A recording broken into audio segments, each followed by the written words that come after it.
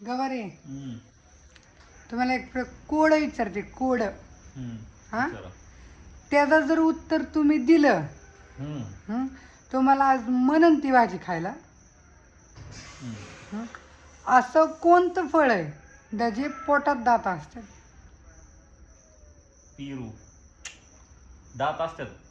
कशात पोटात मास मास फळ म्हणली फळ फळ म्हणलं भया कुठलं बाहेर सीताफळ नाही सीताफळ म्हणलं की तिला पेरू म्हणलं आतमध्ये नाही. काटा असतात काटा असते म्हणते फळत दात दात असतात कुठलं फळ आहे असलं